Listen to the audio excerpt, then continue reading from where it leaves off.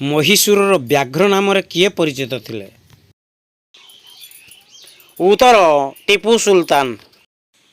Home rule ଆନ୍ଦୋଳନ କିଏ ଆରମ୍ଭ କରିଥିଲେ? ଉତ୍ତର ଆନି ବେସାନ୍ତ। କେଉଁ ଚୋଳ ରାଜା ଉତ୍ତରରୁ ଦକ୍ଷିଣକୁ ଗଙ୍ଗା ଆଣିଥିଲେ? ଉତ୍ତର ରାଜେନ୍ଦ୍ର ଚୋଳ।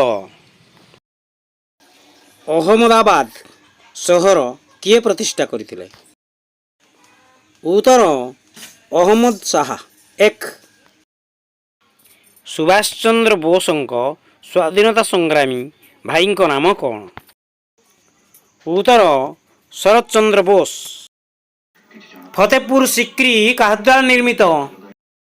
ଉତ୍ତର ଆକବର। ଏହି ଭିଡ଼ିଓଟିକୁ ଲାଇକ୍ କରନ୍ତୁ ଏବଂ ଚ୍ୟାନେଲଟିକୁ ସବସ୍କ୍ରାଇବ୍ କରିବାକୁ ଭୁଲନ୍ତୁ ନାହିଁ।